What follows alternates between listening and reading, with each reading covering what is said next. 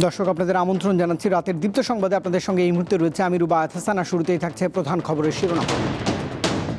বিচার ও সংস্কার ছাড়া জনগণ নির্বাচন মেনে নেবে না বলছেন এনসিপি নেতারা। আমরা বলেছি বিচার সংস্কার এবং নির্বাচন আমরা চাই, বিচার সংস্কার ছাড়া নির্বাচন বাংলার জনগণ মেনে নেবে না। ঢাকার মিডফোর্ড হাসপাতাল এলাকায় ব্যবসায়ী এবং খুলনায় যুবদল নেতাকে হত্যা। জাতিসংঘের মানবাধিকার বিষয়ক হাই কমিশনারের অফিসের বিপক্ষে হেফাজত।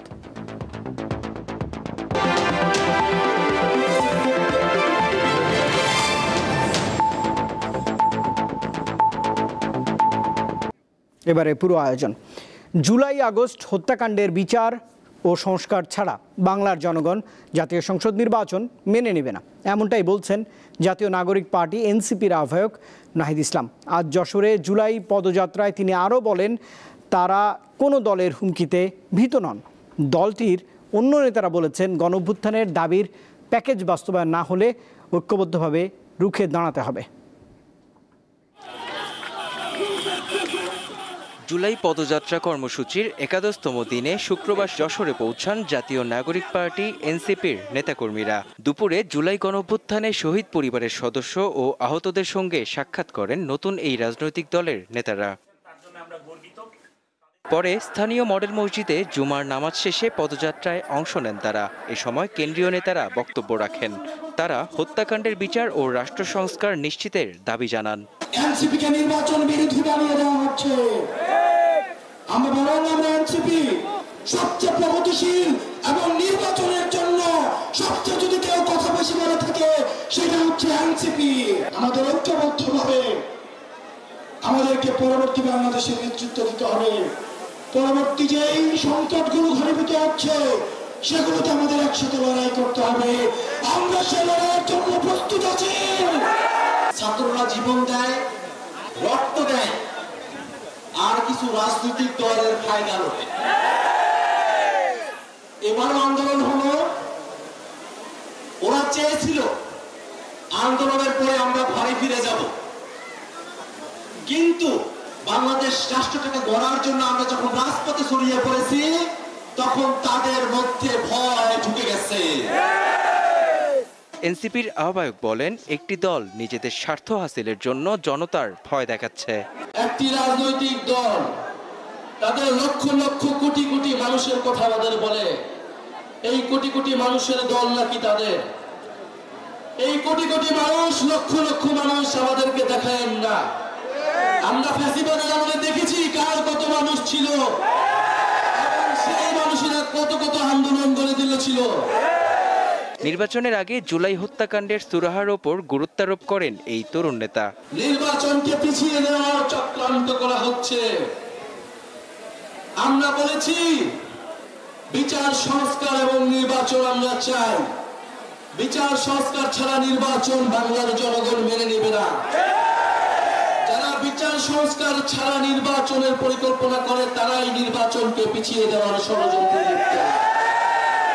নতুন বাংলাদেশ গড়তে দুর্নীতি ও মাদকের বিরুদ্ধে ছাত্র জনতাকে রুখে দাঁড়ানোর আহ্বান জানান নাহিদ ইসলাম।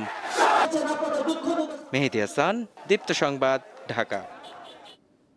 সংস্কারের নামে জনগণকে বিভ্রান্ত না করে দ্রুত জাতীয় সংসদ নির্বাচনের দাবি জানিয়েছেন বিএনপির জ্যেষ্ঠ যুগ্ম মহাসচিব রুহুল কবির রিজভী আহমেদ। সকালে রাজধানীর নোয়াপাল্টনে দলের কেন্দ্রীয় কার্যালয়ের সামনে এক অনুষ্ঠানে এমন দাবি জানিয়েছেন দলটির এই সিনিয়র নেতা।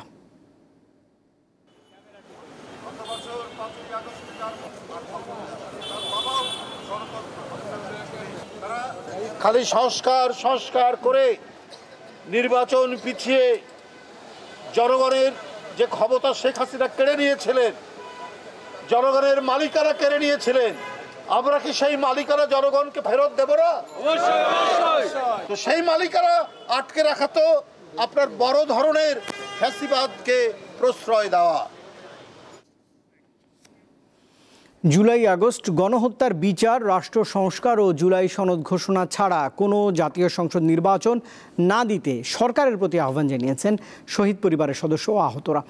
আজ রাজধানীতে এক আলোচনা সভায় তারা এই আহ্বান জানিয়েছেন। জুলাই গণঅভ্যুত্থানের চেতনার আলোকে দেশকে এগিয়ে নেওয়ার পরামর্শ উঠে আসে এই অনুষ্ঠানে। জাতিসংঘ নিউজ করেছে, প্রতিবেদন দিয়েছে 1400-এর উপরে মায়ের সন্তান খুন করেছে।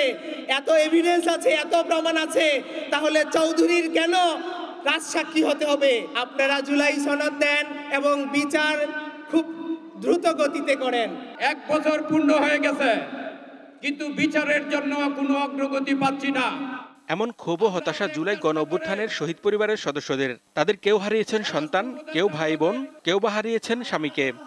আমার মেয়েটাকে টার্গেট করে স্নাইপারের গুলি করা হয়েছে, আমার মেয়েকে জবাই করা হয়েছে, কোরবানি দেওয়া হয়েছে আমার বাসার মধ্যে। আমার মেয়ের রক্ত, আমার এই স্মৃতি যদি মনে পড়ে আমার সমস্ত শরীর শীতল হয়ে যায়। আমরা স্বরাষ্ট্র উপদেষ্টার সাথে কয়েকবার বৈঠক করেছি। আমরা বলেছি যে আপনারা শহীদ পরিবারের জন্য একটা সুরক্ষা আইন করেন, কিন্তু আজও পর্যন্ত তারা কোনো সুরক্ষা আইন করে নাই। জুলাই শহীদ পরিবারের সদস্য ও আহত যোদ্ধাদের নিয়ে শুক্রবার রাজধানীর চীনমৈত্রী আন্তর্জাতিক সম্মেলন কেন্দ্রে আলোচনা সভার আয়োজন করে জামায়াতে ইসলামী। আমার আরো 2টা বাঘের বাচ্চা আছে, একটা চলে গেছে, তাতে কি হয়েছে?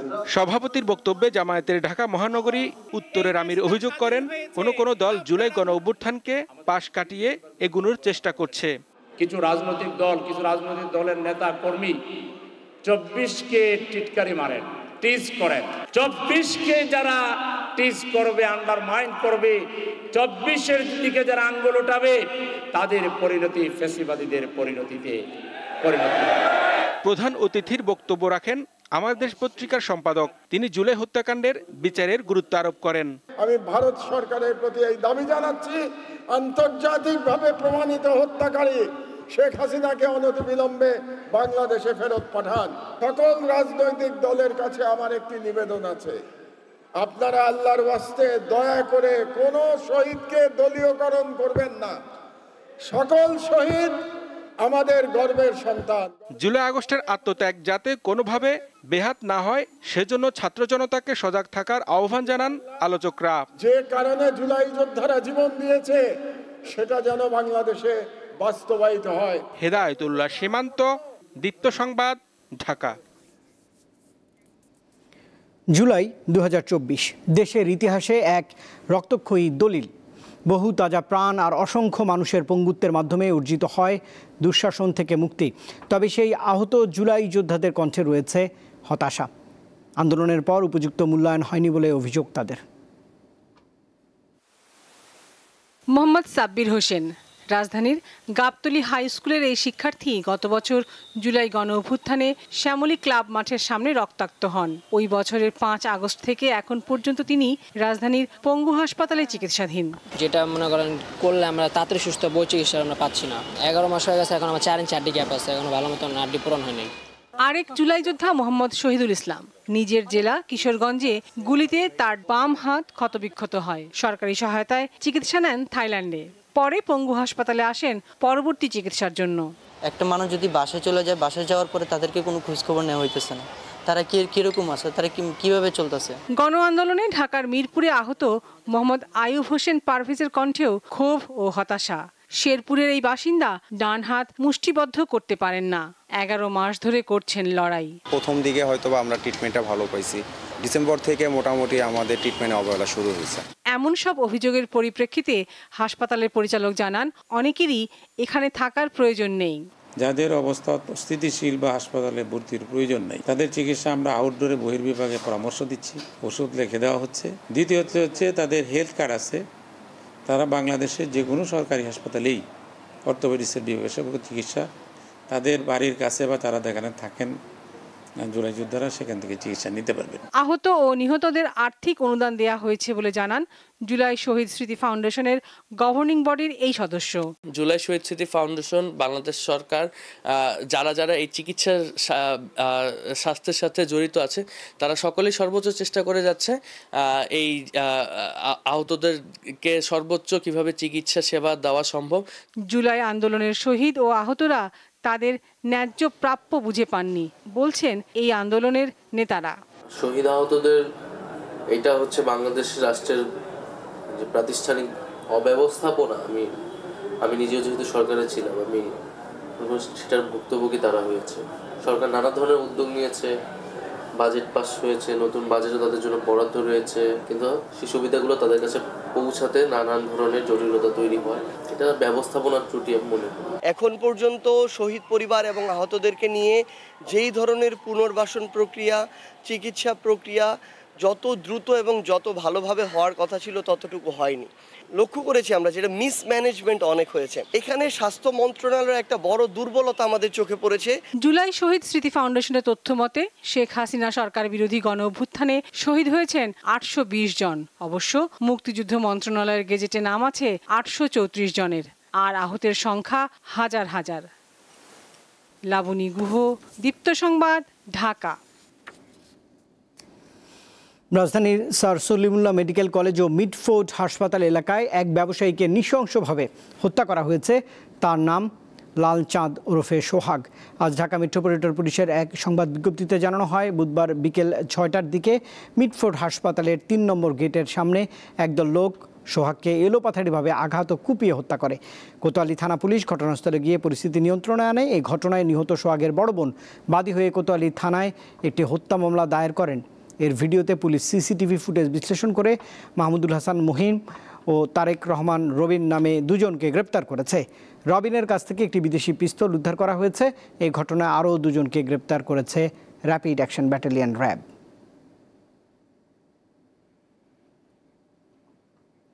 এদিকে খুলনার দৌলতপুর থানা যুবদলের সাবেক এক নেতাকে গুলি ও রক কেটে হত্যা করেছে দুর্বৃত্তরা। নিহত মাহবুবুর রহমান মোল্লা দৌলতপুর থানা যুবদলের সাবেক সহসভাপতি। আজ দুপুর 1:30টার দিকে মহানগরের দৌলতপুর পশ্চিম মহেশ্বর পাশা এলাকার ওই নেতা নিজের বাসার সামনেই এই ঘটনা ঘটেছে। স্থানীয়রা জানান, বাসার সামনে নিজের প্রাইভেট কার পরিষ্কার করছিলেন মাহবুবুর রহমান মোল্লা।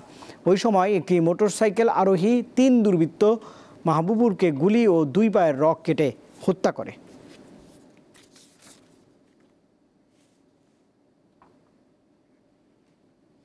ঢাকায় জাতিসংঘের মানবাধিকার বিষয়ক হাই কমিশনারের অফিস স্থাপনের অনুমতি একটি আত্মঘাতী সিদ্ধান্ত বলে দাবি করেছে হেফাজতে ইসলাম বাংলাদেশ। আজ রাজধানীতে বিক্ষোভ সমাবেশে দলটির নেতারা বলেছেন, প্রয়োজনে রক্ত দিয়ে হলেও এটি প্রতিহত করবে এই দলটি। জাতিসংঘের মানবাধিকার বিষয়ক হাই কমিশনারের কার্যালয় সম্প্রতি ঢাকায় একটি মিশন স্থাপনের আগ্রহ প্রকাশ করে। এরই ধারাবাহিকতায় বৃহস্পতিবার অন্তর্বর্তী সরকারের উপদেষ্টা পরিষদ 3 বছরের জন্য এই কার্যালয় স্থাপনের চূড়ান্ত অনুমোদন দিয়েছে। কয়েকটি মহল অবশ্য এর বিরোধিতা করছে। শুক্রবার জুমার নামাজের পর রাজধানীর বায়তুল মোকাররমের উত্তর গেটে বিক্ষোভ মিছিলের ডাক দেয় হেফাজতে ইসলাম। এ সময় জাতিসংঘের মানবাধিকার বিষয়ক হাই কমিশনারের মিশন স্থাপনের উদ্যোগের করা সমালোচনা করেন সংগঠনটির নেতারা।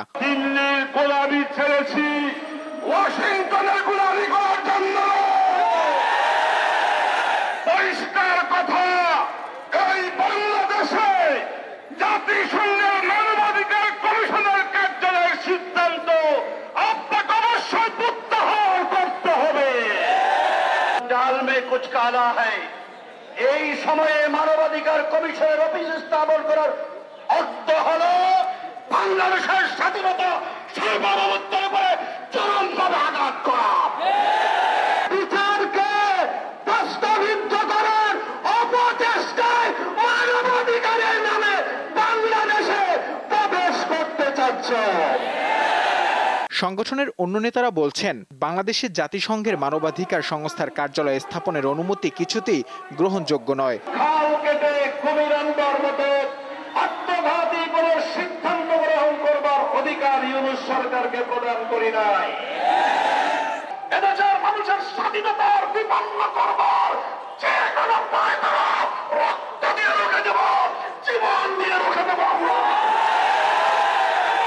সমাবেশের পর একটি বিক্ষোভ মিছিল বের করেন হেফাজত নেতারা। এটি বায়তুল মোকাররমের উত্তর গেট থেকে শুরু হয়ে বিজয়নগর পানির ট্যাঙ্কির সামনে গিয়ে শেষ হয়।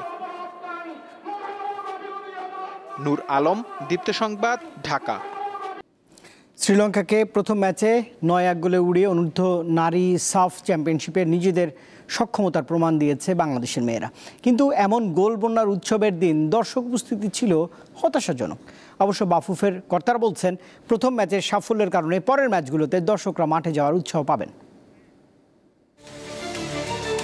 বসুন্ধরার কিংস অ্যারেনায় আগুন ঝরিয়েছে বাংলার মেয়েরা, যার উত্তাপে ছিন্নভিন্ন হয়েছে শ্রীলঙ্কার কন্যারা।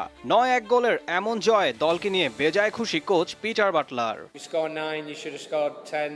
গোল ৯টা হলো কি 10টা হলো, আমার কাছে সেটা বড় বিষয় নয়। আমি চেয়েছি মেয়েদের সঠিক কম্বিনেশন, যা আমি তাদের থেকে পেয়েছি।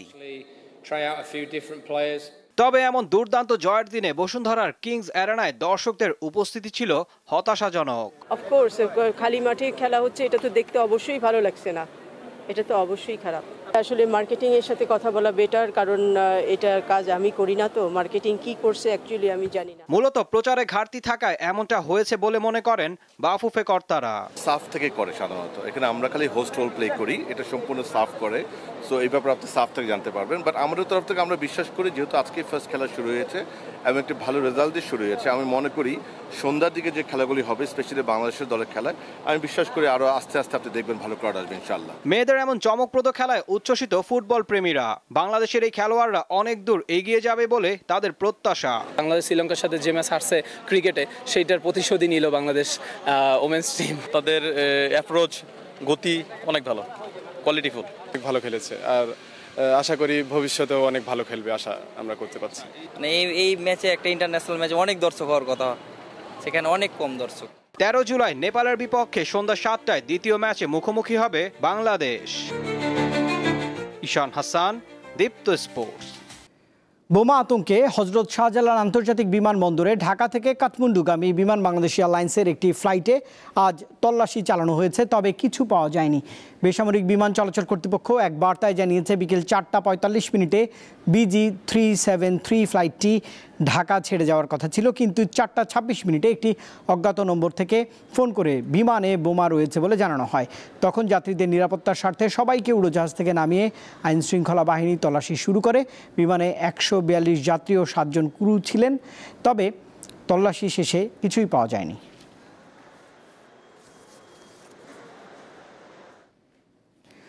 নারায়ণগঞ্জের প্রভাবশালী ওসমান পরিবারের সম্পদ গোপনে বিক্রি হচ্ছে। অনেক কম টাকাতেই বিক্রি হচ্ছে এসব সম্পদ। বিশ্লেষকরাও বলছেন, অর্থ পাচারকারীদের বিরুদ্ধে এখনই সিআইডি ও দুদকের তড়িৎ ব্যবস্থা নেওয়া উচিত। ওসমান পরিবারের সম্পদ প্রশাসনের আওতায় নেওয়ার দাবি সচেতন মহলেরও। আওয়ামী লীগ নেতাদের সম্পদ বিক্রি নিয়ে 3 পর্বের প্রতিবেদনের আজ দেখুন শেষ পর্ব। নারায়ণগঞ্জের ওসমান পরিবার একদিকে সমৃদ্ধ রাজনৈতিক ইতিহাস, ঐতিহ্য ও আভিজাত্যের গল্প, অন্যদিকে প্রভাব, প্রতিপত্তি, সন্ত্রাস, পেশিশক্তি ও গডফাদার তকমার সঙ্গে বিপুল সম্পদ গড়ার বিতর্ক। গত 5 আগস্ট ক্ষমতার পালাবদলের পর ওই পরিবারটির দর্প প্রায় চূর্ণ। পরিবারের সদস্য সাবেক এমপি শামীম ওসমান, সেলিম ওসমান ও প্রয়াত নাসিম ওসমানের পরিবারের সদস্যরা লাপাত্তা। নারায়ণগঞ্জের উত্তর চাষাড়া রামবাবুর পুকুর পাড়ে অবস্থিত ওসমান পরিবারের 3টি বাড়ি বিক্রি হয়েছে। 2টি বাড়ি 5 আগস্টের আগে, অপরটি পরে বিক্রির তথ্য জানা গেছে। চাষাড়ায় সেলিম ওসমানের 3তলা বাড়িতে 5 আগস্ট হামলা চালায় বিক্ষুব্ধ ছাত্র জনতা। নীল রঙের কাছে ঘেরা এই বাড়িতে জনরোষের চিহ্ন এখনও স্পষ্ট। একই এলাকায় আরও 2টি আলিশান 5তলা বাড়িও একই ব্যক্তির কাছে বিক্রি করেছেন সাবেক এই সংসদ সদস্য। 2টি বাড়িতে এখন ভাড়াটিয়ারা বসবাস করছেন। বাড়ির সামনে ক্রয়সূত্রে এই বাড়ির মালিক ফকির অ্যাপারেলস লিমিটেড লেখা সাইনবোর্ড সাঁটানো পাওয়া যায়। এই বাড়ির মালিক ছিল সেলিম ওসমানের মেয়ে, তারপরে ফকিরের কাছে বিক্রি করে 18 কোটি টাকা। এতদিন যাবৎ জানতাম এই বিল্ডিং 3টায় সেলিম ওসমান সাহেবের, এখন এটা ফকির সাহেবই দেখভাল করতেছে। অনেকে বলছেন বেশি টাকার সম্পদ অল্প টাকায় বিক্রি হচ্ছে, যা সম্পূর্ণ বেআইনি। এই ওসমান পরিবার যার সম্পদ আছে সবে বেআইনি এবং আয় বহির্ভূত, এবং জনগণের সম্পদ। এই 16 বছরের সেলিম ওসমান, শামীম ওসমান তারা লুটপাট করছে। বর্তমানে সেলিম ওসমানের হাত থেকে তার সম্পদ রক্ষা করার জন্য কৌশল হিসেবে ফকির মনিরুজ্জামানকে লিখে দিয়েছে। ভবিষ্যতে আবার কোনো তাদের সময় সুযোগ তারা এরা ফেরত নেবে। অর্থ পাচারকারীদের বিরুদ্ধে এখনই সিআইডি এবং দুদকের তড়িৎ ব্যবস্থা নেওয়া উচিত বলে মনে করেন বিশ্লেষকরা। দেশ থেকে যে অর্থ পাচার হয়েছে, সেই অর্থ পাচারটা বিভিন্ন ফর্মে হয়েছে এবং সেটার মধ্যে রিয়েল এস্টেট এবং বিভিন্ন কোম্পানি প্রতিষ্ঠা এগুলোও আছে, আবার সুইস ব্যাংকের অ্যাকাউন্টেও রেখে দিয়েছে সেফ কিপিং হিসাবে, সেটাও আছে। তো আমার মনে হয় যে কম্প্রিহেন্সিভলি এটা দেখা দরকার। এই পাচারের বিষয়গুলো হয়তো পড়বে একদিকে ধরেন সিআইডির এখতিয়ারে পড়বে, আর একদিকে দুদকের এখতিয়ারে পড়বে। তো তাদের এই বিষয়ে দ্রুতই পদক্ষেপ নেওয়া দরকার। ওসমান পরিবারের সম্পদগুলো প্রশাসনের আওতায় নেয়ার দাবি তুলেছে সচেতন মহল। হেদায়েতুল্লাহ সীমান্ত, দীপ্ত সংবাদ, ঢাকা। বৃষ্টি ও বন্যার অজুহাতে সকল ধরনের সবজি ও কাঁচা পণ্যের দাম বেড়েছে। কাঁচামরিচ 60 টাকা থেকে লাফ দিয়ে প্রতি কেজি 400 টাকায় বিক্রি হচ্ছে রাজধানীর বাজারে। কোনো কারণ ছাড়াই বেড়েছে চালের দাম। বললাম না, সারা জীবন দেখালেন, কিচ্ছু পায় নাই জনগণ, পাইছে কিছু না। এই দেখানোর চেয়ে না দেখাই ভালো, ঠিক না? মানুষের কত এই মিডিয়ার সামনে কথা বলবে, যারা মিডিয়াতে না বিরক্ত না, মিডিয়ারা তো অনেক কষ্ট করতেছে এই দেশের জন্য কিছু দেওয়ার জন্য, কিন্তু মিডিয়ারা তো পারতেছে না। পারতেছে কারা এগুলা করতেছে? যারা করতেছে তাদেরকে কেউ ধরতে পারতেছে না, পারে না। তো তাই আপনারা আর এত কষ্ট করিয়েন না এই দেশের জন্য। এই দেশের মানুষ কিছু পাবে না, কিচ্ছু পাবে না। যদি পাত দিলে এত কষ্ট করতো না বাংলাদেশের মানুষ। 18 কোটি 40-50 টাকায় কোনো বাজার নাই, কষ্ট লাগে।